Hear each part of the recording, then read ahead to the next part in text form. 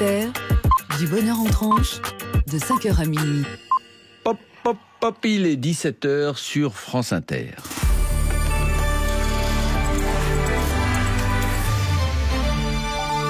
Les infos, Armelle Balogog. Des tirs à proximité de la mosquée de Bayonne. Il y a 2 heures environ, 2 personnes sont blessées. Elles sont aux urgences de la ville. Le suspect a été interpellé non loin de son domicile à Saint-Martin de Seignan dans les Landes selon France Bleu Pays Basque. C'est un ancien militaire octogénaire. Une arme à feu et une bonbonne de gaz ont été retrouvées dans sa voiture. Les pompiers sont également intervenus pour éteindre une voiture en flammes devant le lieu de culte situé à Bayonne. Aucun élément ne permet de faire le lien avec Jean-Marc Reiser. Déclaration de la procureure de Strasbourg après la découverte du corps de Sophie Le Tan dans un bois du Bas-Rhin. Sophie Le Tan, c'est cette étudiante disparue il y a 1 an. Jean-Marc Reiser est le principal suspect. Patrick Balkany passe à la prochaine étape. Il attend à l'ombre l'examen de sa 2e demande de mise en liberté. La première est acceptée par la Cour d'appel de Paris, mais le baron des Hauts-de-Seine reste donc sous les verrous. Le maire de Levallois-Perret est en prison depuis 6 semaines. Il est condamné d'abord pour fraude fiscale, puis pour blanchiment d'argent. La Fondation Abbé Pierre s'indigne. Les expulsions locatives ne cessent d'augmenter, plus 3% entre les 2 derniers exercices, 36 000 personnes à la rue, et ce dans l'indifférence et l'inaction des pouvoirs publics. Selon Marie Rotan, chargée de mission de la Fondation, ces expulsions auraient pu être évitées. On a une politique qui n'est pas logique puisqu'on continue à expulser des personnes alors qu'on pourrait mettre des moyens financiers en amont qui permettraient d'éviter ces expulsions et qui seraient économiquement beaucoup plus avantageux pour la société. On a un plan logement d'abord où on essaye de faire en sorte que chaque personne puisse accéder à un logement, mais on continue à mettre des personnes à la rue et surtout on ne se donne pas les moyens d'une politique publique de prévention des expulsions ambitieuse et qui évite ces drames humains. Parce qu'il ne faut pas oublier qu'une expulsion, c'est un drame à chaque fois, c'est un drame humain, mais c'est un coût aussi important pour la société. Donc on ne comprend pas cette logique des pouvoirs publics. Marie Rotan, chargée de mission à la Fondation Abbé Pierre, elle était l'invitée de France Info à la mi-journée. Un mois pour se ressaisir, ou en tout cas pour savoir comment faire. EDF est mise au pied du mur par le ministre de l'économie. Bruno Le Maire lui demande un plan d'action dans les 30 jours. Réaction vive du ministre après un rapport sans appel sur le bilan noir de l'EPR de Flamanville. L'incompréhension et l'agacement des voyageurs de l'axe Atlantique. 45 000 personnes restent sur le carreau. Très peu de trains peuvent les acheminer à destination. Seulement 3 sur 10 circulent aujourd'hui. De nombreux trajets sont annulés. Ça, c'est la conséquence directe d'une grève dans un centre de maintenance. Mais il y a aussi des conséquences indirectes sur tous les commerces qui pensaient profiter du tourisme pendant les vacances scolaires. À Brest, à Poitiers ou encore à La Rochelle, où vous êtes allé, Gérald Paris. Pour les hôteliers de l'agglomération rochelaise, il y a bien eu quelques désistements de touristes, mais cela ne représente pas le plus gros des annulations. Pour Karim Laouamène, le directeur du nouveau hôtel de La Rochelle, des séminaires d'entreprise ont été annulés avec ce mouvement. Les séminaires sont tout de suite impactés dès qu'il y a un mouvement social et que ces sociétés ou organisations font venir des gens d'un peu partout en France. Par précaution, ils annulent. On déplore un séminaire d'une 20aine de personnes sur 2 nuits annulées. Je viens de faire le point, on a perdu sur les 2 jours qui viennent 10 chambres qui étaient des chambres business, de la perte sèche.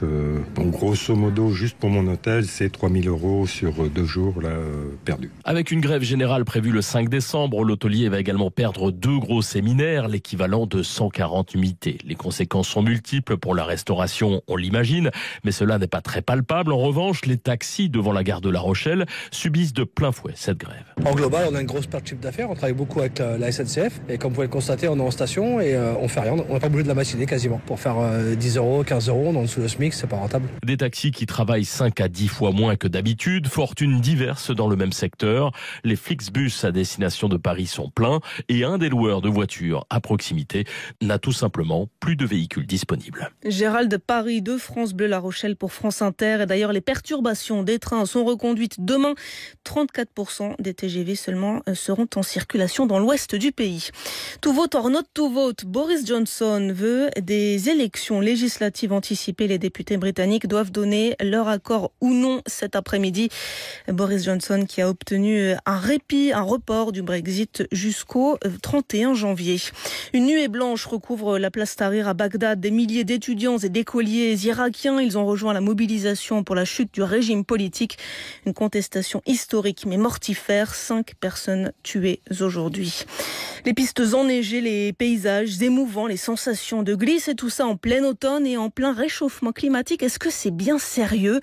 Une station de ski autrichienne a ouvert une piste il y a 10 jours. La neige naturelle n'est pas encore tombée, alors celle des pistes est artificielle. Et Isorias, ça suscite le courroux des défenseurs de l'environnement. La piste fait 700 mètres de long et 60 mètres de large. Un ruban de neige blanche situé à 1800 mètres d'altitude au beau milieu d'un paysage encore automnal. Cela est possible grâce à la technique du snow farming qui consiste à stocker de la neige d'une saison sur l'autre. Reinhard Schöpf est le directeur de la CIPRA en Autriche, association de défense des Alpes. Cette neige est produite artificiellement l'année d'avant, puis ramenée sur la piste à l'aide de machines. Cela consomme donc beaucoup d'énergie pour un usage très restreint puisqu'il n'y a qu'une seule piste. Les Verts ont eux aussi vivement critiqué l'ouverture de cette piste. Le parti écologiste, qui a obtenu 14% des voix lors des législatives de septembre dernier, discute actuellement avec les conservateurs d'une possible alliance gouvernementale. Et sur le ski, les Verts ont des exigences. Lucas Hammer, député écologiste. Dans la majorité de nos domaines skiables, situés entre 800 et 2000 mètres d'altitude, il ne sera plus possible de skier en 2050. Nous ne pouvons pas maintenir ce type de tourisme d'hiver. Ces domaines doivent donc repenser leur modèle économique. Le ski est une manne financière pour l'Autriche, pourvoyeur de près de 100 000 emplois directs ou indirects. Remettre en question ce modèle sera donc difficile, mais les Verts pourraient être plus audibles s'ils entraient au gouvernement. Vianney Isorias, France Inter. Reportage donc de notre correspondante à Vienne. Demain sur France Inter, Victoire Tuaillon, invitée de l'Instant M. 9h40, Dorothée Barba. Depuis 2 ans, cette journaliste interroge la masculinité dans un podcast audio au titre fleuri, Les couilles sur la table. 50 épisodes plus tard, cette émission sonore devient aussi un livre. L'Instant M, le rendez-vous média de France Inter. Du lundi au vendredi, à 9h40. France Inter M. Cry, le nouvel album de Cigarettes After Sex. Replongé dans l'univers intimiste et sensuel du trio américain.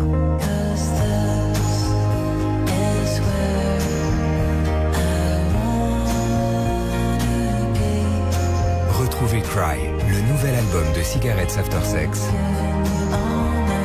dans le programme musical de France Inter et sur franceinter.fr. 17h07 sur France Inter, on retrouve Charline Vanhoenacker et son équipe pour Par Jupiter. C'est vrai, c'est précis, c'est factuel. On voit la journaliste. On sent le travail de la rédaction dans ce que vous venez de dire, ça c'est sûr. Voilà. Merci Armelle Balogog, à demain. À demain.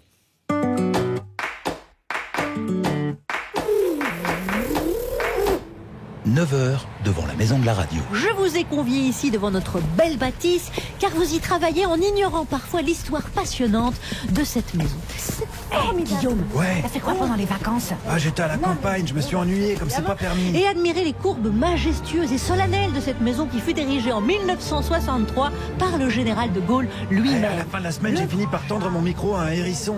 Et toi, t'as fait quoi ? Oh, moi, tu sais, j'ai dormi. Ah ouais, et savez-vous pourquoi la maison de la radio a été édifiée ici, au cœur du 16e arrondissement de Paris ? Il s'est pas passé grand-chose pendant notre absence. Oh bah si, dit, et le bébé de Jessica, qu'on appelle l'Ouest parisien. Le bébé de qui ? De Jessica, des Marseillais, l'émission de télé-réalité. Et ben son bébé s'appelle Mélone. Il a été choisi ce lieu d'une part pour sa proximité avec la Tour Eiffel et ses émetteurs. Sinon, t'as vu, ils ont tué le chef des terroristes. Non, tu déconnes. Et puis d'autre part parce qu'elle est située à bonne distance du métro. Mais pénétrons sans plus attendre dans les entrailles de cette maison mythique. En tout cas, moi je suis content de retourner au bureau. Ouais, en plus, on reçoit Stéphane Bern, ça va être rigolo. Ça va être cool, ça va être trop classe. Saviez-vous que c'est ici même, dans les caves de la maison, qu'on a retrouvé la dépouille du masque de fer, d'ailleurs ? Quoi ? T'es sérieux ? Stéphane Bern est d'ailleurs un descendant direct de ce personnage mythique. Mais non ! Mais c'est pas vrai ? Bah non, c'est pas vrai. Enfin, maintenant, vous m'écoutez au moins. Eh ben moi, je crois qu'il faudrait faire des recherches sur Mélone. Si ça se trouve, c'est l'arrière-petit frère de Louis XIV. Mais c'est qui ce Mélone ? Eh ben justement, si ça se trouve, c'est l'arrière-petit-fils de Louis XIV, ton frère. Enfin, c'est sa famille.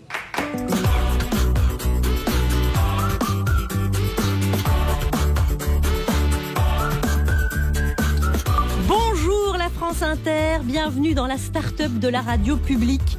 dont voici la devise du jour. Tout vient à PowerPoint, à qui c'est entreprendre. C'est beau. Et voici les 3 sujets frais du jour. La contestation bat son plein dans les rues du Chili, du Liban, de Bolivie, mais aussi en Irak, à Hong Kong ou en Inde. Les citoyens manifestent contre la vie chère et leurs élites corrompues à travers toute la planète. Le monde change et nous on suit, hein? Non! On subit, c'est pas pareil. Le monde ne change pas. Il part en sucette et nous avec. 6 mois après l'incendie de Notre-Dame, c'est l'heure de faire un premier point d'étape. Où en est-on de l'enquête, des promesses de dons et bien sûr de la reconstruction? Bon, et comment ça avance pas les travaux? Justement, ça avance plutôt pas mal. Miss Lorraine devait porter une version revisitée d'un uniforme de poilu de la Première Guerre mondiale, en plus féminin et plus sexy. Alors forcément, les associations d'anciens combattants s'indignent. L'histoire douloureuse de la France ne veut pas devenir du carnaval. Nous, on a demandé son avis au PP de Miss Lorraine. C'est que cette tenue, mais t'as perdu la boule, la Francine. On voit tes deux nichons comme si t'avais le cul à l'air. Sans transition, on doit le casting de cette émission à Juliette Arnaud. J'ai convoqué la fine fleur de la liberté d'expression. Tout d'abord, celui dont les idées sont à l'image de sa chevelure. On n'est pas sûr de comprendre le projet esthétique. On suppose juste que ça va colorier en débordant et on suppose juste Thomas VDB.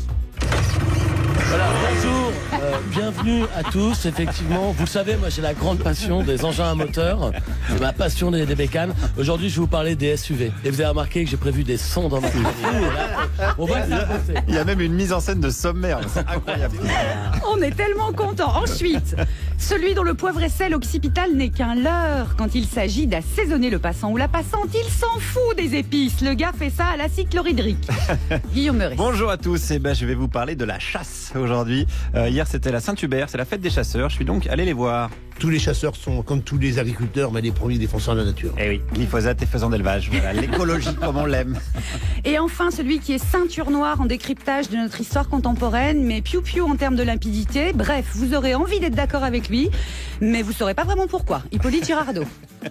Juliette, il m'est arrivé une chose terrible samedi soir, dans la nuit, quand ils ont enlevé l'heure.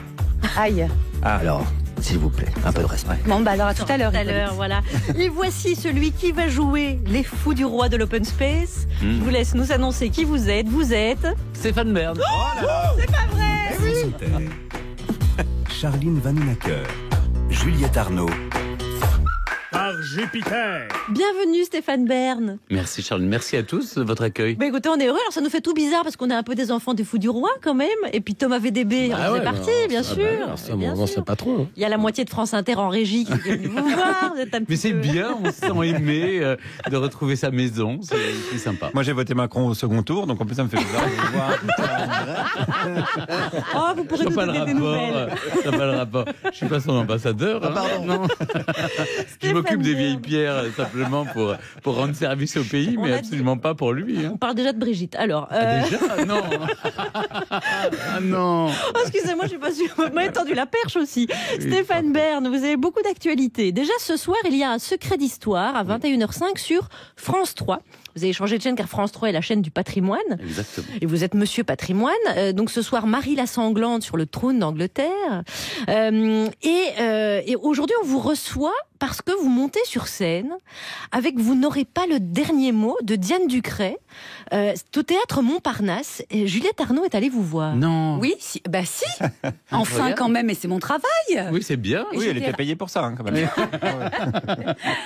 Donc c'est un spectacle intitulé Vous n'aurez pas le dernier mot et c'est un seul en scène. Un seul en scène pour nous raconter ce que les grands et les grandes de ce monde ont pu trouver à dire juste avant de tirer leur révérence. Un seul en scène, c'est cohérent puisqu'il paraît que face à la mort, j'en sais rien, mais il paraît qu'on est quand même bien seul. Heureusement, ceux qui sont morts, ces grands-là dont vous parlez, ils ont eu des témoins qui ont relaté leur dernier mot. Alors entre ceux qui ont vu le coup arriver parce qu'ils étaient sur leur lit de mort, ceux qui ont été pris de court, la plupart. Kennedy par exemple. Kennedy, oui. Oui. Voilà. Il a dit passe la seconde. Non mais franchement pas loin. C'était très prosaïque forcément. Oui, forcément. Les fidèles, ceux qui sont restés fidèles à ce qu'ils étaient, quand on est bouffeur de curé, on l'est jusqu'au bout, type Clémenceau. Les poètes qui ont été poètes jusqu'au bout, celles auxquelles on n'a rien compris de ce qu'ils ont dit. Napoléon, c'est désolant, mais enfin on n'a rien compris. Bref, c'est une balade avant l'outre-tombe, somme toute. La première chose que je me suis dite, c'est que vous n'êtes pas superstitieux. Non, parce que franchement, c'est un coup à se faire repérer, non ? Tout un spectacle sur la mort. Oui, mais Non, c'est vrai que je me suis dit la même chose. Je me suis dit, tiens, c'est peut-être morbide. Et en fait, les gens rient tellement. Ah oui, ça, les gens rient. Hein. Mais pour vous, c'est pour vous attirer la moi, superstition. Ça me gêne pas du tout. Mais imaginez que la mort soit en train de rôder, qu'elle se dise, tiens, celui-là, il parle de moi. De toute façon, ça me gêne pas du tout. J'ai pas du tout peur de mourir. Ah non, j'ai peur d'être malade, ça, c'est pas agréable. Mais partir, non, ça me gêne pas. Non, le tout, c'est de trouver le dernier mot. Toute l'idée du spectacle, c'est de se dire, mais qu'est-ce que je vais dire en partant ? Ça fout la pression. En fait, oui, c'est ça. Parce qu'en fait, on se rend compte que les gens les plus admirables sont partis comme des minables, avec des trucs prosaïques. Flaubert, c'était pas brillant. Qu'est-ce qu'il a dit, Flaubert ? Il était en colère. Il dit, cette pute de Bovary va vivre et moi je vais mourir comme un chien. C'est pas mal. Oui, c'est pas mal. Non, le plus drôle pour moi, c'est quand on demande à Voltaire, voilà, le curé arrive quand même, il lui dit est-ce que vous renoncez à Satan et à ses œuvres ? Il n'ose pas parce qu'il sait que Voltaire est anticlérical. L'autre lui dit oui, il parle de Satan, c'est pas le moment de s'en faire un ennemi, dit-il sur son lit de mort. Voilà, lui il est superstitieux typiquement. Oui, il était superstitieux. Moi je suis pas du tout. C'est pas parce qu'on fait son testament qu'on va mourir. C'est pas parce qu'on parle de la mort. Mais justement ça désamorce complètement tout ce qu'il y a de triste dans la mort. C'est trouver le dernier mot. Je demande aux gens, mais aidez-moi à trouver mon dernier mot. Et d'ailleurs, vous l'avez à la fin du spectacle. Oui, mais je vais pas le révéler maintenant. Non, mais c'est vrai que c'est 3 mots. C'est 3 mots. Comme je t'aime. Oui. C'est assez modeste. C'est très modeste. C'est positif. Il faut se dire. Et puis, comment on doit partir, comment on doit quitter la scène, on n'est que des pauvres mortels. Il faut le savoir. Moi, ça me gêne pas du tout de me dire ça. Mais le texte de Diane Ducré est très drôle, très intelligent. Évidemment, on parle de... Moi, j'aime beaucoup Apollinaire, par exemple, qui dit au moment de mourir, il meurt de la grippe espagnole et il dit je trouve que c'est une bonne nouvelle d'apprendre que le roi d'Espagne a aussi la grippe espagnole. Un bon roi se doit de goûter les produits nationaux. Et je trouve ça, c'est surréaliste en même temps. Donc, ils avaient tous un peu d'esprit ou pas. Ce qui est formidable, c'est notre ami Oscar Wilde. On lui offre une coupe de champagne au moment où il va rendre son âme et il dit « Je meurs vraiment au-dessus de mes moyens en buvant le champagne ». Et il dit « Ou c'est le papier peint qui disparaît ou c'est moi ». Et il meurt. Et on sait la part de véracité de ces phrases. Il y avait toujours des gens, en fait, ils étaient très entourés. Ouais. Par exemple, Apollinaire, il y avait Cocteau et Picasso dans la salle, donc dans la pièce, donc ils ont écrit. Donc on sait à peu près ce qu'ils ont dit et c'est assez touchant. Mais non, j'ai pas peur de mourir. Au fond. Et alors, un mot à propos de Diane Ducré, donc qui est l'autrice du spectacle. Est-ce que c'est vous qui lui avez fait la demande ? Pas du tout, mais je recevais beaucoup j'avais joué il y a 15 ans maintenant, une pièce qui s'appelait Numéro complémentaire de Jean-Marie Chauvray, qui était très drôle, une comédie écrite sur mesure, et je l'ai joué avec Francis Perrin, Isabelle de Botton, Anne-Sophie Germanas et Cyril Gay pendant 1 an au Théâtre Saint-Georges. Et puis, on m'a envoyé des pièces. Puis c'était pas drôle, des comédies qui me faisaient pas rire. Donc, si déjà moi je ris pas, je me dis le public va pas rire. Et là, tout d'un coup, elle m'envoie ce texte. Et je me dis, mais c'est tout à fait ce que j'aime, les mots d'esprit, puis la mort, et puis, c'est ma vie, quoi. Et le type hyper sinistre. Et donc, en fait, les gens imaginent un joyeux. Et du coup, j'ai adoré le texte. Je lui ai renvoyé. Elle a pensé à moi grâce à un copain qui lui dit, mais tu devrais envoyer ça à Berne parce que il y a des mots d'esprit des gens de l'histoire et de la littérature. Et quand j'ai vu le texte, j'ai dit, ça c'est pour moi, ça oui, je prends. Et ça s'appelle « Vous n'aurez pas le dernier mot » de Diane Ducré, dans une mise en scène de Jérémy Lippmann. C'est au Théâtre Montparnasse, le lundi à 20h, le dimanche à 17h30. 18h même. Ah, 18h. Parce qu'avant, il y a Rouge avec Nils Arestrup, et il faut qu'ils aient le temps de transformer le décor. C'est un peu long. Et de vous laisser place nette. Stéphane Bern, avec nous jusqu'à 18h, chers amis. Vous écoutez, c'est France Inter, je vous le confirme. Ah oui, c'est ça.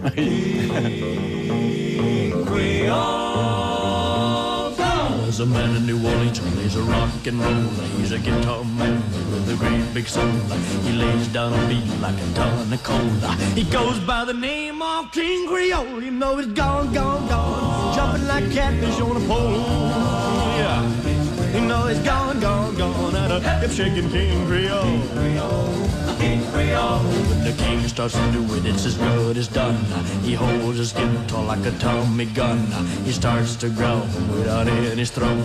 He bends a string and that's all she wrote. You know he's gone, gone, gone, jumping like a catfish on a pole. Oh, yeah. You know he's gone, gone, gone, at a hip-shaking King Creole. King He sings a song about a crawdad hole. He sings a song about a jelly roll. He sings a song about a pork and greens. He sings some blues about a New Orleans. You know it's gone, gone, gone. Jumping like a catfish on a pole. Yeah. You know it's gone, gone, gone. And the hip shaking King Creole.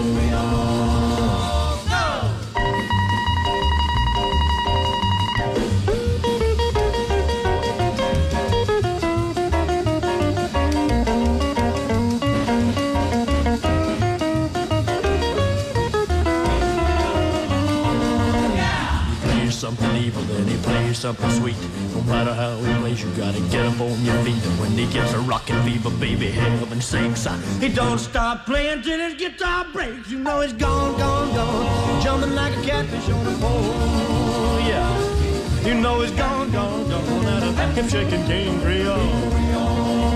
Yeah, no. You know he's gone, gone, gone. Hip shaking King Creole.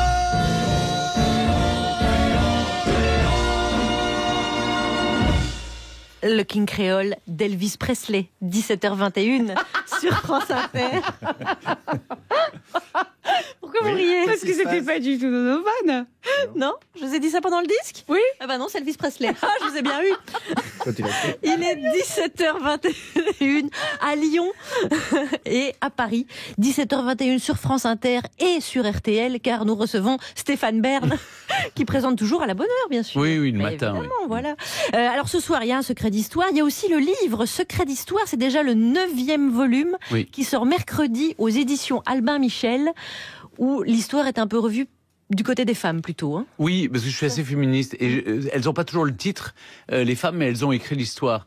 Alors, pendant longtemps, elles étaient les maîtresses, les femmes, les mères, les filles, etc.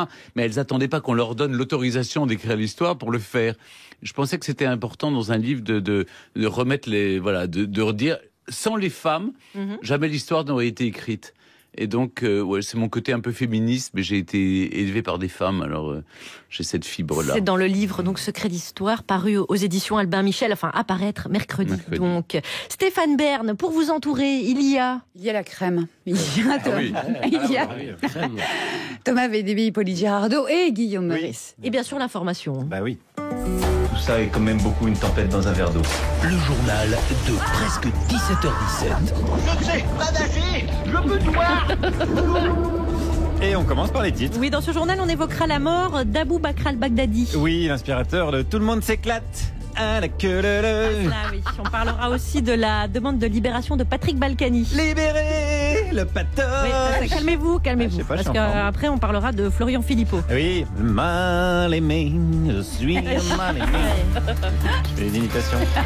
Laurent Gérard, Tel, tout ça. On commence tout de suite en prenant des nouvelles d'un homme qu'on aime. Vous êtes toujours aussi nombreux à vous demander, mais comment va Michel Sardou? Et ça tombe bien, hier, il était sur BFM TV. On peut déjà plus fumer, on peut plus baiser sans un pneu Michelin, on peut plus rouler vite, on peut plus rien faire. Arrêtons.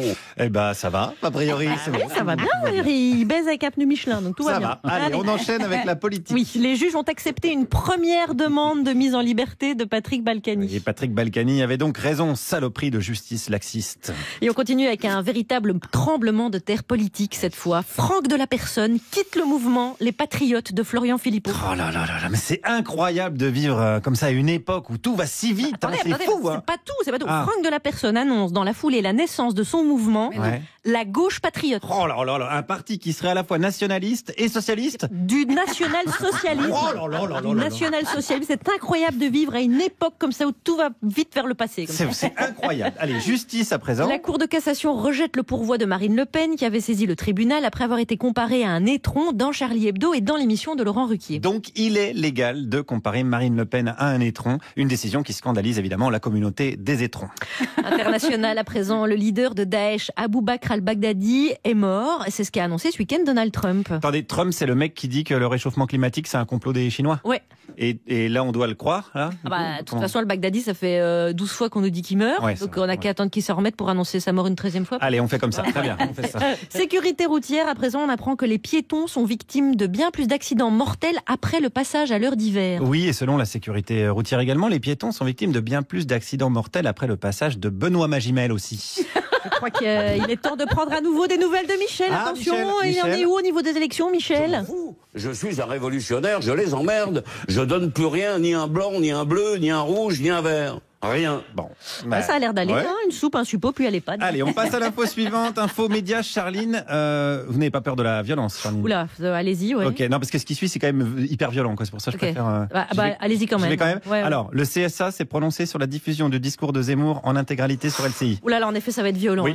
Allez-y quand même. Vous êtes prêtes? On s'accroche. Eh bien, le CSA a mis fermement en garde LCI. Bam! Oh la vache, la violence! J'avais prévenu, c'est fou, hein. C'est fou. Dingue. C'est des barbares au CSA. La prochaine fois, ils vont faire quoi? Les gros yeux? C'est une possibilité. Charline, la France a peur. Oh mon Dieu. Allez, on termine par l'agenda de la semaine. Lundi, lancement par Franck Riester des célébrations d'anniversaire des 20 ans de la Fédération des ensembles vocaux. C'est une info, ça. Eh ben oui, Franck Riester travaille. C'est quand même une sacrée info, non? Vendredi, le paquet de cigarettes va augmenter d'environ 50 centimes. Oui, pour compenser cette augmentation, les livres de Michel Houellebecq augmenteront également de 50 centimes à partir de vendredi. Pour terminer, si on allait prendre une dernière fois des nouvelles de Michel Sardou, s'il a parlé du voile. Oui, allez. La burqa, d'accord, on la supprime. Je suis une femme qui vient chercher son gosse avec un fichu sur la tête. Franchement, je vais pas lui déclarer la guerre. Oh putain. Michel est devenu de gauche. Oh mon Dieu. Putain d'époque. On est mal. Stéphane Bern avec nous jusqu'à 18h. On va vous soumettre ce premier sujet collégial, bien sûr tout le monde participe. Le vent de la contestation souffle tout autour de la planète. Au Liban, au Chili, en Inde, en Bolivie ou à Hong Kong, entre autres. Les citoyens descendent massivement dans la rue contre la vie chère, très souvent. À Santiago, contre la hausse du prix du ticket de métro. À Beyrouth, contre la taxe sur les appels téléphoniques par WhatsApp notamment. À New Delhi, c'est à cause des oignons. Ça sent la colère mondiale et son chant de révolte.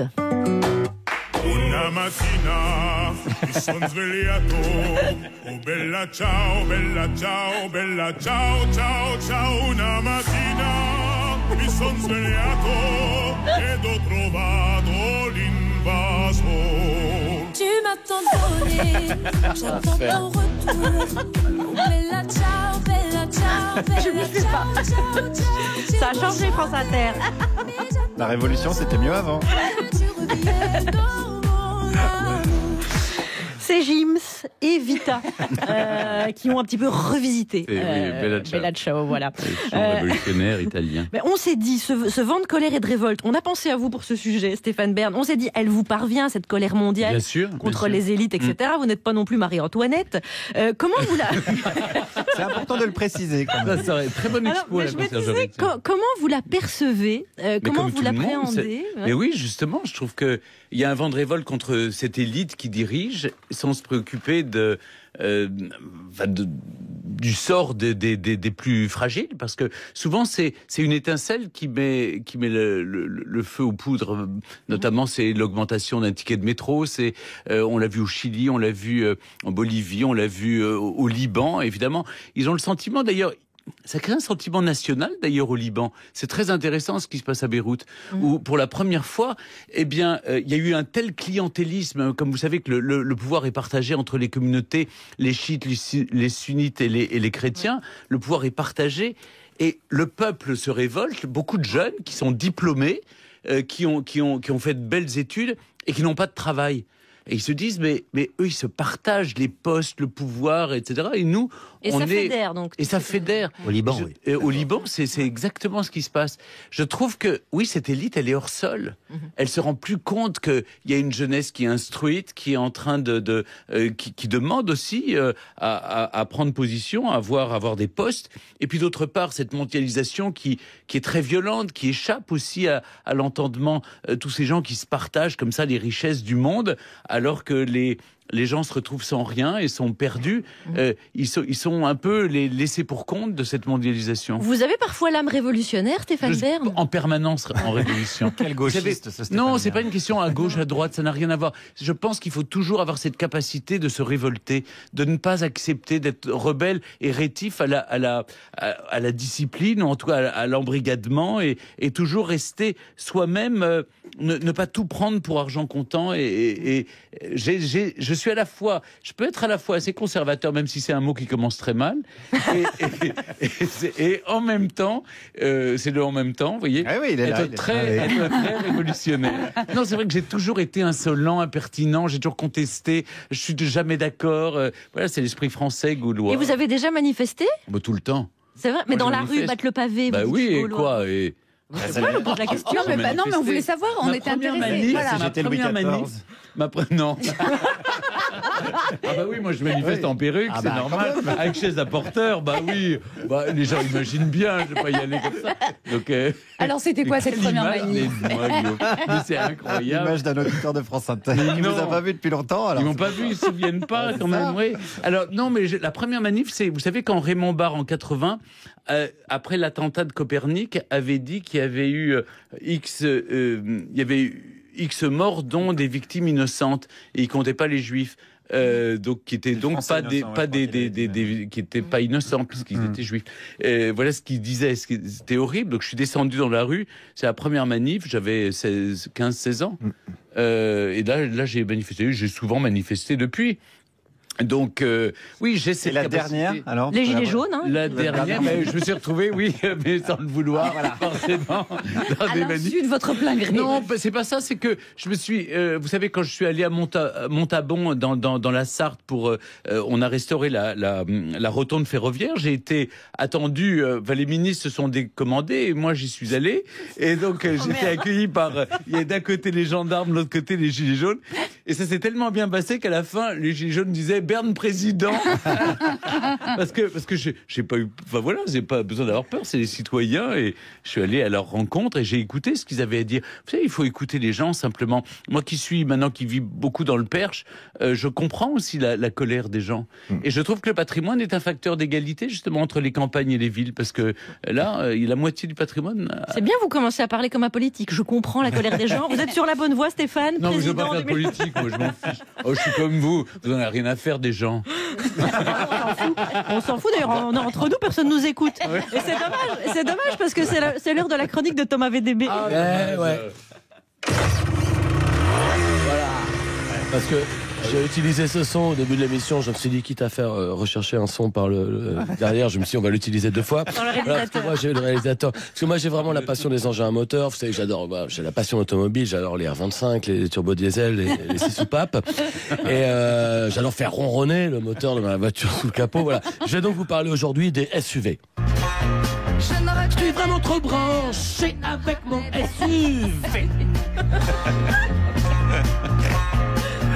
Je vais à plus de 100 et j'écrase la moitié des passants. Peu m'importe de mourir si c'est en polluant.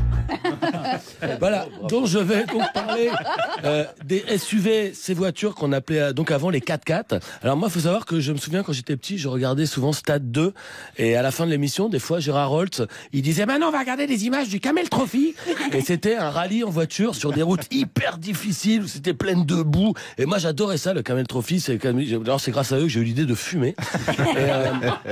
Voilà, donc c'est vrai que quand on regardait Camel Trophy, les concurrents ils devaient carrément traverser des rivières en voiture, et des fois ils étaient coincés dans l'eau et il fallait qu'ils utilisent un treuil parce qu'ils étaient enlisés. Il y a un gars, il était là, tire Bernard, on s'enfonce, voilà. Et donc j'en viens à mon sujet. Ça, c'est des gens, ils avaient vraiment besoin d'un 4x4. Ah oui. Ça, eux, ils avaient vraiment besoin d'un 4x4. Donc aujourd'hui, on dit plus 4x4, on dit SUV. C'est un acronyme qui veut dire Sport Utility Vehicle. Donc c'est un véhicule utile pour faire du sport. Et c'est vrai que c'est pratique pour ça parce qu'il y a de la place dedans. On peut à l'aise mettre une table de ping-pong dedans quand même. Et il y en a vraiment de plus en plus partout, des SUV, à la campagne comme en ville. On sent que les gens craquent complètement pour les SUV. Ils en sont red dingues, ils sont croque-love des SUV. J'ai des chiffres, c'est des vrais chiffres. En 2010, il y avait 35 millions de SUV dans le monde. Aujourd'hui, il y en a 200 millions. Alors c'est incroyable parce que ces chiffres, on dirait quasiment ceux des abeilles, mais en inversé. Vraiment, c'est une prolifération inouïe. Et pourtant, c'est bizarre, on se dit, de rouler en SUV, par exemple, quand on habite en France, là où les routes, quand même, en général, sont relativement praticables. Hein, c'est vrai. Le SUV, c'est un peu comme un tank de ville. C'est vrai, parce qu'avant, quand on renversait un passant, par exemple, en Seat Ibiza, on lui cassait la jambe, un petit traumatisme crânien. Le SUV, c'est plus lourd, c'est plus puissant. Donc l'avantage, c'est qu'on peut renverser les passants avec beaucoup plus d'efficacité. Ça, vraiment, pour ça, c'est bien. Et c'est étrange de voir une telle explosion des ventes de SUV quand même en ce moment, parce qu'on entend tout le temps qu'il faut changer plein de trucs dans notre quotidien pour éviter la catastrophe. Faut plus prendre l'avion, faut moins manger de viande, faut éteindre le salon quand on est dans la cuisine, voilà. Donc du coup, moi je pensais que dans cette liste, le fait de ne pas acheter des grosses voitures qui polluent, c'était implicite en fait. Mais non, apparemment pas du tout. Donc je précise aux écolos, vous êtes sympas, mais quand même quand vous faites des recommandations, allez jusqu'au bout, s'il vous plaît. Faites des listes exhaustives, s'il vous plaît. Alors ok, bon, maintenant je me dis peut-être qu'il y en a qui achètent des SUV et ils font ça par anticipation. Parce qu'ils se disent, de toute façon, c'est foutu, c'est bientôt la fin du monde. Alors, on le sait, de toute façon, en plus, quand il y a la fin du monde, il y a qu'à voir dans Armageddon, les infrastructures, elles sont en ruine. La voirie, elle est complètement massacrée et tout. Donc, peut-être que les gars, ils disent, moi, je serais tranquille avec mon gros SUV pour rouler pépère dans ce futur apocalyptique. Voilà, c'est des gars, en fait, ils ont des temps d'avance, comme ça. Et pour dire, le point auquel tout le monde, craque pour les SUV, on a appris récemment que la députée de La République En Marche, Anne Brugnera, avait testé un modèle de SUV de chez Volvo pour un magazine lyonnais. Oh merde. Alors c'est vrai que ça fait un peu tâche. En même temps, c'est vrai que ça faisait 2 semaines qu'aucun membre de La République En Marche s'était fait choper pour un truc. Ça commence à faire un peu long. Et donc elle a dit que le modèle était robuste et sûr. Alors on sent vraiment, elle a raté sa carrière de chroniqueuse dans Auto Plus. Peut-être elle rêvait de travailler avec Robert Chapat là dans Turbo sur M6. Et donc pour se défendre quand même, elle a dit qu'elle ne savait pas quel véhicule on allait lui demander de tester. Et qu'en plus elle a dit qu'elle avait fait pour prouver que les femmes aussi, elles ont le droit de s'intéresser aux voitures. Voilà, donc grosso modo, c'est un acte féministe. C'est important de se voir que la pollution, en général, c'est non. Mais si c'est de la pollution féministe, ok. La pollution féministe, ça marche. Okay. Voilà, donc je termine là-dessus. Je voulais vraiment à nouveau m'adresser aux écolos afin de leur demander vraiment de mieux nous expliquer ce qu'il faut faire et ce qu'il faut pas faire pour sauver la planète. Et vraiment, n'hésitez pas à aller vraiment dans le détail, parce que sinon, vous voyez bien, voilà, on fait n'importe quoi. Donc arrêtez les écolos de nous surestimer. Sinon, la fin du monde, il y aura quoi? Ce sera entièrement de votre faute. Thomas VDB, merci Thomas. Et si vous avez raté les précédentes chroniques de Thomas, elles sont podcastables, bien sûr. C'est la modernité, c'est la start-up, c'est le podcast. Et c'est fou. Elle est un imprévu, un doute dans mes déroutes. Elle est ma chose et le machin de mes névroses. Elle est ma boule d'air comprimée de mes soirées. Dans mes retours, elle est mon détour. Elle a dit, c'est pas de la poésie. Les hommes font comme les oiseaux, chep chep, c'est fini. Elle est la flamme de mes pensées, une nouvelle idée.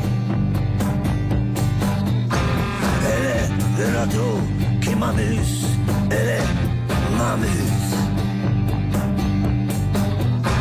Elle est mon péché principal, mon obsession sentimentale. Mon incendie, mon petit coin de paradis. Elle a dit, c'est pas de la poésie. Les hommes font comme les oiseaux, chip chip, c'est fini. Elle a dit, c'est pas de la poésie. Les hommes font comme les oiseaux, chip chip, c'est fini. Chip Chip, c'est déjà fini. Cette chanson d'Arnaud, c'est un extrait de son nouvel album. Vous écoutez France Inter, il est 17h38. Stéphane Bern est avec nous. Vous pouvez le voir sur scène, figurez-vous. Dans Vous n'aurez pas le dernier mot, c'est au théâtre Montparnasse, dans une pièce de Diane Ducret, dans une mise en scène de Jérémy Lippmann. Il est seul en scène, Stéphane Bern. Et on l'a pour nous, rien que pour nous, jusqu'à 18h. Stéphane, on profite de vous. Guillaume Meurice a fait un sujet, mais en pensant à vous. Oui, je suis hyper content de vous retrouver. Et pour faire plaisir à notre invité Stéphane Bern, j'étais hier au château de Fontainebleau. Et figurez-vous, Stéphane, que je partage avec vous cette passion des têtes couronnées. Bon, vous, faut que les têtes soient accrochées au reste du corps, je crois que ça. Moi, non. Mais bon, on est pareil quand même. Non, mais j'aime le château de Fontainebleau. Aussi, voilà. Et moi, je suis content de retrouver tout le monde, même Thomas VDB. Je voulais vous faire plaisir aussi. Votre passion, c'est la musique, on le sait. Ouais. Et c'est les chiens aussi. Oui. Ah ouais, deux passions. Et il fallait être hier à Fontainebleau. Écoutez ça.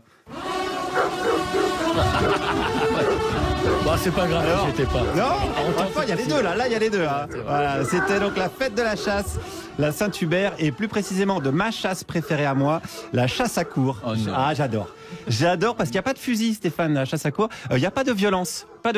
C'est juste une meute de dizaines de chiens qui courent après un gibier pour l'épuiser jusqu'à ce qu'il agonise avant qu'un mec en bottes montantes vienne l'achever au couteau. C'est quand même assez cool. C'est un mélange de Francis Lalanne et de Guy Georges, mais version sanglier. Si je veux résumer un petit peu le tout. Enfin, c'est quelque chose qui est vraiment très très beau. Et voilà, j'ai rencontré plein de belles personnes. Par exemple, ce chasseur qui était ravi. Ouais, c'est une Saint-Hubert, c'est la fête c'est le patron de la vénerie, quoi. Alors pour ceux qui connaissent pas la vénerie, qu'est-ce que c'est ? C'est surtout la chasse, la vénerie, surtout la chasse. Qu'est-ce que je pourrais vous dire ? J'en sais rien. C'est vous qui êtes spécialiste de la vénerie ? Oui, mais bon, voilà. La chasse, c'est aussi ça, c'est la convivialité. Hein. Ça rassemble toute la France. C'est la vannerie. Voilà. Il y a la convivialité des Côtes-du-Rhône, du Beaujolais, du Chablis, c'est une belle convivialité. Alors, la vénerie, vous l'avez dit, Stéphane, c'est la pratique de la chasse avec des chiens, donc plus généralement la chasse à courre. C'est une pratique qui est controversée. Alors, qu'est-ce que ce même chasseur pense des gens qui critiquent cette pratique ? Bon, parce que c'est des petits citadins, ils connaissent rien du tout, quoi. En fait, la chasse, c'est un animal, c'est la chasse des chiens. Depuis la nuit des temps, c'est comme ça. Hein. C'est le principe. Hein. Du plus gros qui mange le plus petit, point c'est tout. Hein. Mais vous êtes plus gros ou plus petit qu'un sanglier ? Moi, j'en sais rien. Je me pose pas la question. Un sanglier, c'est plus gros que moi. Ah merde, oui, il fallait pas poser la question, alors, parce que si c'est le plus gros qui mange le plus petit, j'espère que les sangliers vont pas dresser des chiens pour chasser le Gérard ou le Jean-Claude en forêt de Fontainebleau. Hein. Sinon, on est un peu mal. Même si ce serait naturel, selon ce monsieur. Poursuivons. Dans la mer, ils se posent pas de questions, les gens. Hein. Voilà, dans la mer ? Oui, dans la mer, c'est pareil. Hein. Est-ce qu'il y a de la pêche à courre ? Ah, pourquoi pas ? Ça se pourrait. Ils éduquent bien les phoques. Une pêche à courre avec des phoques, ce serait formidable. Non. Là, on délire. Là. Non, pourquoi pas ? Moi, je suis là aussi pour proposer des solutions. Il faut être ambitieux. C'est un art qui se décline, ça. Hippolyte, par exemple, il dresse des singes communistes sous LSD pour écrire ses chroniques. C'est comme ça, c'est sa tradition à lui. Chacun gère les animaux comme il veut. On respecte. Et on respecte l'animal en lui-même. Ça, c'est vraiment le plus important quand vous chassez, quoi qu'en pensent certains. Au contraire, il y a un grand respect de l'animal et c'est ça qui fait la beauté justement de la chasse. Ce sont les chiens qui chassent, ce ne sont pas nous. Nous, on est là juste pour aider les chiens, c'est tout. Voilà. Ah oui, mais si vous n'êtes pas là, les chiens, ils chassent pas. Oui, bien sûr. Oui, non, mais il faut le dire quand même. Même pour la chasse plus classique, on n'a jamais vu des chiens au café des sports le dimanche matin avec un Ricard en disant putain, il a quand même la classe, Pascal Praud. Jamais, ça n'est jamais arrivé. Continuons donc avec un autre chasseur pour un petit peu plus de précision. Vos chiens sont capables de courir 4 heures. L'animal est capable de courir 4 heures, globalement. Mais est-ce que c'est pas barbare, ça, de courser un animal pendant 4 heures ? Mais non, c'est pas parce que c'est la nature. C'est comme ça que ça se fait. Moi, je suis pas prédateur, c'est mes chiens qui sont prédateurs. Moi, j'élève simplement mes chiens et mes chiens sont des prédateurs. Ouais, voilà. C'est ça que j'arrive pas, j'avais pas du mal à piger. C'est les chiens, en fait, qui sont prédateurs. C'est pas l'homme qui chasse, c'est le chien. Idem avec les autres types. Mais non, c'est vrai, Stéphane. Par exemple, vous chassez au fusil. C'est pas vous qui tuez l'animal, c'est la balle du fusil. Oui. Non, mais c'est ça qui est important à comprendre. C'est ça que les faisans, par exemple, et les cyclistes, ils veulent pas piger ça. Voilà. Je vous le dis, c'est des connards d'ailleurs. Et c'est pas moi qui le dis, ce sont mes cordes vocales qui le disent. D'accord ? Allez, concluons avec la mise à mort de l'animal. Mais la mise à mort, c'est jamais le moment le plus intéressant de la chasse, évidemment. Si c'est pas la mise à mort qui est intéressante, pourquoi vous mettez à mort un animal ? Mais la vie et la mort, elles font partie de la vie. On ne peut pas vivre si on meurt pas, et on le sait. D'accord ? Ouais, d'accord, je suis bien d'accord avec ça. C'est pour ça que c'est important de tuer pour se rappeler que la vie, c'est quand même chouette. Non, mais parce que c'est vrai que ces cons de chevreuil et de cerf, ils ont un peu pris la confiance ces derniers temps. C'est bien de les faire revenir à la réalité à coups de couteau dans le museau un petit peu. La mort, c'est donc important. Pierre Arditi est en mort cérébrale, d'ailleurs, on le rappelle. Par exemple, il le sait depuis qu'il a signé la tribune pour la corrida. Tout doit mourir, tout va mourir, y compris les traditions mortifères. Guillaume Meurice, merci. Vous avez passé un bon week-end. Merci de nous l'avoir fait partager. Pour Stéphane Bern. Vous avez pris du plaisir au moins. Ah bah à fond, j'aime bien interroger les gens moi. Alors. Puis c'est joli, c'est un joli cadre. C'est un joli château. Monsieur Patrimoine est en notre compagnie, Stéphane Bern. Alors parlons. Ça me donne 100 ans. Parlons de l'incendie de la cathédrale Notre-Dame qui a eu lieu il y a juste un peu plus de 6 mois. Si on s'en réfère à la promesse du président de tout reconstruire en 5 ans, aujourd'hui on devrait être déjà à 1/10 du chantier. Là, Stéphane Bern, soudain, pâlit. Les travaux, on sait quand ça commence. Déjà pour la salle de bain de Tour F2, on ne sait pas quand ça va finir. Alors pour une cathédrale. Alors voilà comment ça se passe en ce moment sur le chantier. Mais pourquoi il n'est pas protégé avec des bâches, mon sol? À cause des courants d'air. Du coup, les bâches du sol, on les a mis aux fenêtres. Les bâches du sol, elles sont aux fenêtres. Et la peinture de mur, elle est au sol. Mais elles sont où, les fenêtres qui devraient être à la place des bâches? Les fenêtres, elles sont avec les portes dans le jardin. Mais pourquoi elles sont pas posées, mes portes et mes fenêtres? Ah si, elles sont posées, mais dans le jardin. Mais qu'est-ce qu'elles foutent posées dans le jardin? Avant, elles étaient posées dans l'escalier, mais comme on pouvait pas passer avec les matériaux, du coup, on les a posées dans le jardin. Mais vous faites pas de mouron, le gars qui vous les a livrés va vous les poser, vous portez vos fenêtres, vous portez vos fenêtres. Et pourquoi il les a pas déjà posées?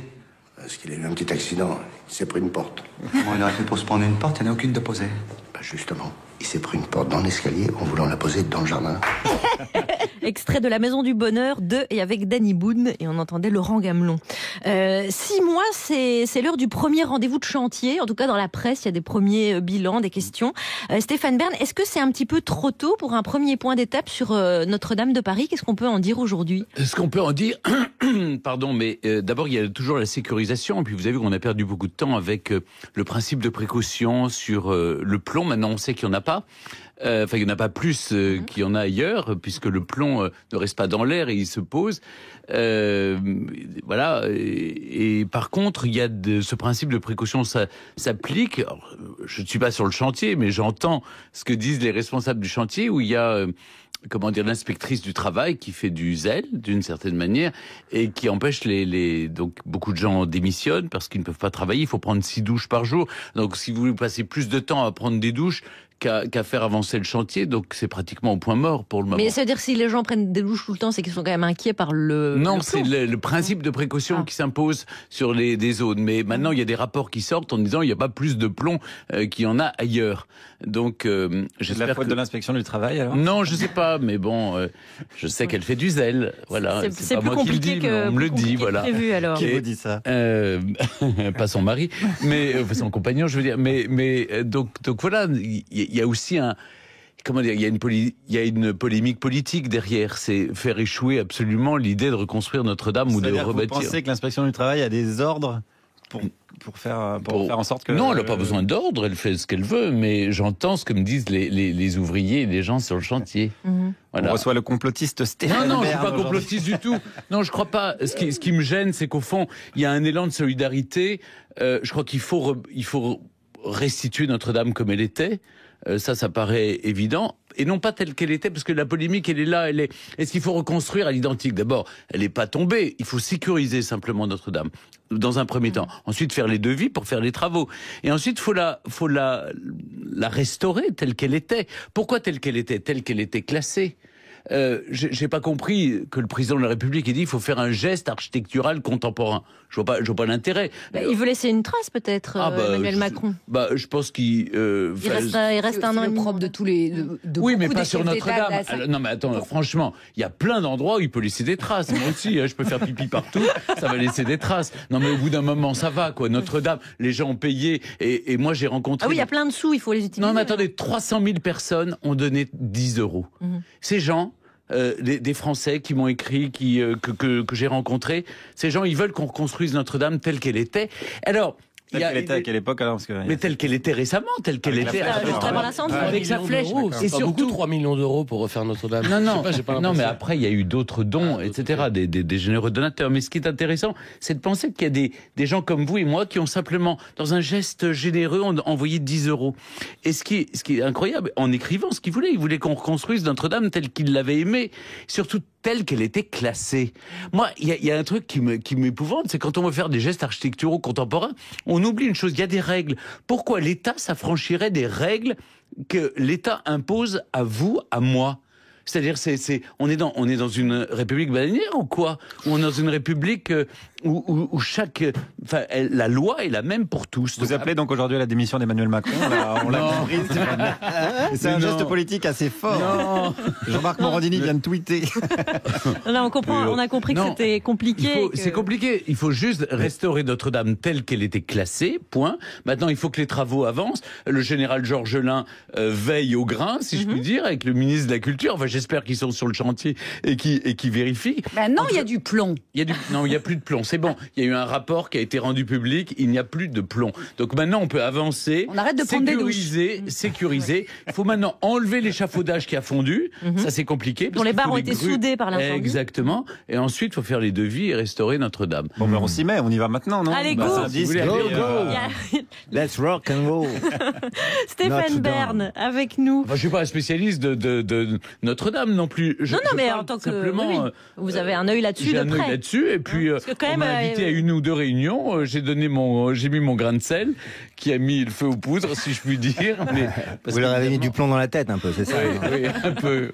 Eh bien, vous avez le micro, Hippolyte Girardot. Ouais, j'en profite. Gardez-le. Vous savez, samedi soir, on a supprimé 1 heure là pour arriver dans l'hiver, etc.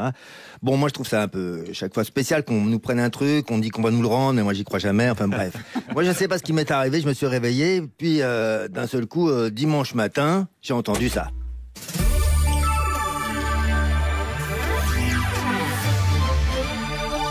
Waouh! Ah, je me suis dit, mais il y a un truc qui s'est passé, quoi. C'est soit chez moi dans ma tête, soit c'est chez eux, mais il y a un souci dans le son, là. Et puis ça a continué. Bon dimanche à l'écoute de France. Nous sommes le 28 octobre 2029 et en exclusivité, nous vous proposerons tout à l'heure un entretien avec le grand chambellan. Mais d'abord, l'actualité. Hier, samedi, acte 528 des Gilets jaunes qui, cette fois, ont investi le Champ de Mars, invité par la compagnie Nikon. Cette désormais traditionnelle manifestation, aussi célèbre internationalement que la visite sous-marine du Mont-Saint-Michel, ne peut continuer en effet que sponsorisée par des entreprises privées.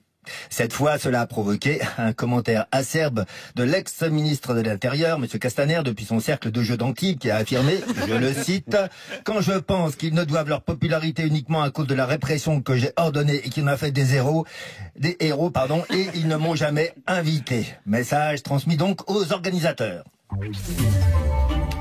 Sport, 45e match gagné d'affilée par l'OM contre le PSG. Son capitaine, Mandanda, désormais assis sur un pliant durant tout le match, a déclaré qu'il s'ennuyait de ces classicos joués d'avance. Et évidemment, on le comprend. Enfin, la société Nous Boirons, spécialiste du cannabis encapsulé depuis les premières expérimentations thérapeutiques autorisées en octobre 2019, a bondi en bourse hier grâce à sa nouvelle posologie destinée aux tout petits. Les jeunes parents vont enfin avoir des nuits tranquilles. Ah, on me fait signe. Voilà, nous sommes en ligne désormais avec le grand chambellan Stéphane Bern. Grand chambellan, mes respects. Tout d'abord, pourquoi ces fameuses cérémonies d'anniversaire? Merci de votre question, France. Et je suis ravi de pouvoir ainsi m'adresser en direct et même directement au peuple souverain de France. Notre Majesté m'a demandé d'organiser une célébration célébrant l'accession au pouvoir, je dirais plus volontiers sa montée au sommet lors de l'enchaînement des échéances politiques de l'année 2019. Ah, vous voulez parler? Rappelez-vous, des municipales gagnées magistralement par les marcheurs, grâce à l'habile utilisation de ce qui s'appelait alors le Front républicain, si quelques-uns s'en souviennent. Le Sénat, élu par les maires, comme vous ne pouvez l'ignorer, permit alors à notre Majesté d'avoir la majorité absolue et puis enfin modifier la Constitution. Et ainsi, sa magnificence éclairée a pu revenir au régime monarchique que nous n'aurions jamais dû quitter, à mon avis, mais cela n'engage que moi. Et ainsi, c'est tout à fait. Il y aura aussi, évidemment, nos amis anglais qui nous présenteront la 10e saison du Brexit. Et j'ai coupé la radio. Stéphane Bern, grand chambellan, Emmanuel Ier. J'ai regardé ma montre, j'ai compris pourquoi ils avaient enlevé cette putain d'heure entre 2 et 3 du matin. C'est celle des cauchemars. Hippolyte Girardot, merci Hippolyte. Juliette Arnaud a choisi un 3e sujet pour vous, Stéphane Bern. Oui, alors les représentants des anciens combattants, ils sont pas contents. Qu'est-ce que le pauvre poilu, qui est déjà privé de participants, on le rappelle, un paix à ton âme, Lazare Ponticelli, allait-il faire dans cette galère? Fallait-il féminiser et sexiser? Bah oui, les femmes, c'est sexy et féminin. L'uniforme des millions de soldats qui ont donné leur vie pour la France. Est-ce que vous l'avez vu, Stéphane Alors j'ai vu d'un côté, mais de l'autre, j'ai l'impression que c'est très dénudé. Alors, de face, j'explique aux auditeurs. Alors, en fait, elle a la tunique bleu roi, le pantalon rouge Garance, comme il se doit, sauf qu'il est ouvert du haut de la cuisse à la cheville, avec un petit paletot croquignolet. Et je pense que la styliste, c'est parti d'une bonne intention. Oui, voilà. L'intention est bonne, c'est voulu rendre hommage aux poilus. Et pour autant, c'est l'enfer. C'est-à-dire, bon, on a un peu oublié, ça devient un gag. On oublie quand même qu'il y a des gens qui sont morts dans les tranchées, quand même 18 millions de morts, cette guerre, la Première Guerre mondiale. Donc c'est vrai qu'on peut difficilement jouer avec les symboles. Enfin, de là. Une initiative assez malheureuse. Je sais pas si c'est malheureux, mais c'est. Non, mais sur le papier, on se doute bien que c'était. C'était couru d'avance, quoi. Oui, mais elle s'était dit, tiens, ça va être. Oui, ça va être joli. On va rendre hommage aux poilus pour le centenaire de la Première Guerre mondiale. Bon, déjà, elle savait qu'il y avait eu une Première Guerre mondiale, parce que moi, j'entends le résumé des émissions de télé-réalité. Bon, ils ont du mal avec l'histoire, quand même. Hein. 14-18, ça leur dit plus grand-chose.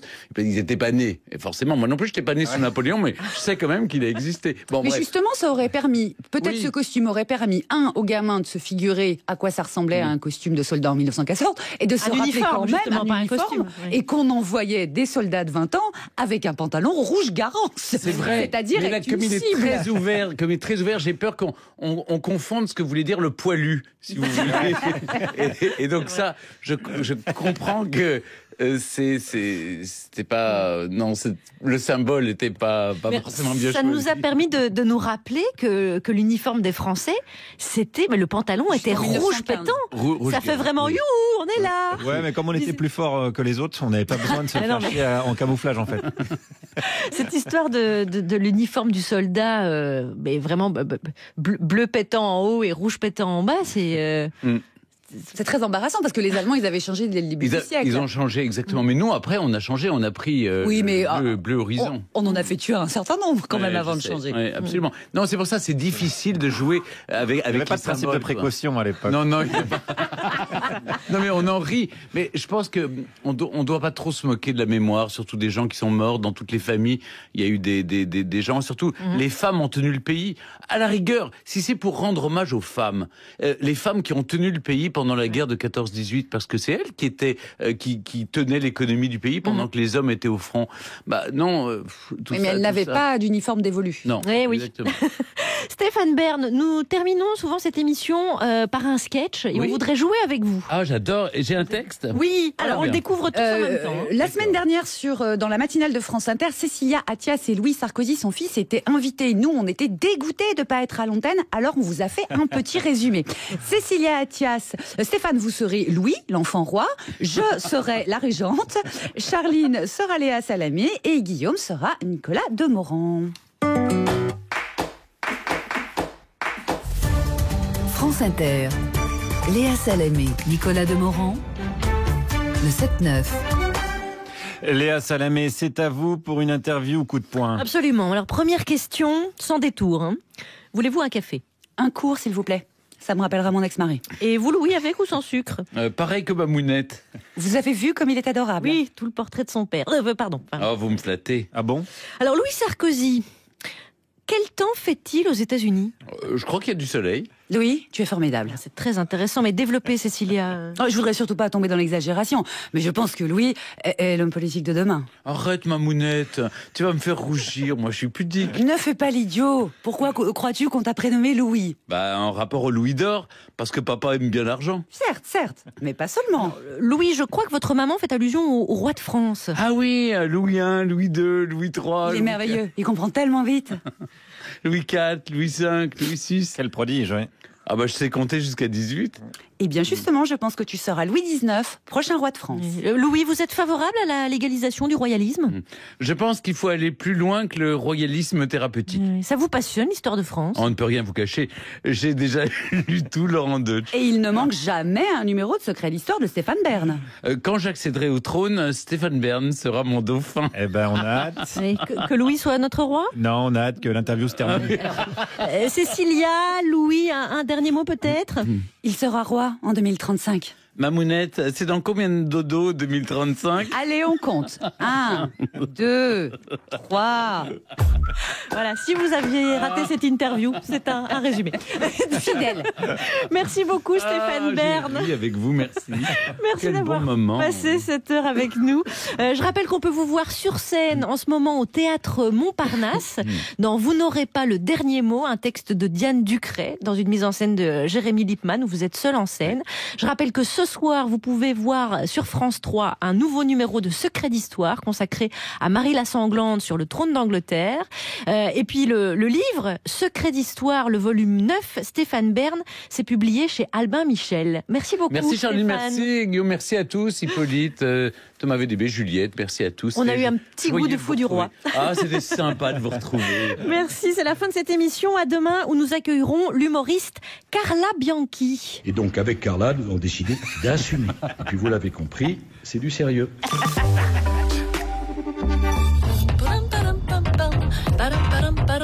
Dis, c'est ta nouvelle BMW i3 qui te fait cet effet-là? Eh oui, ma BMW i3 100% électrique.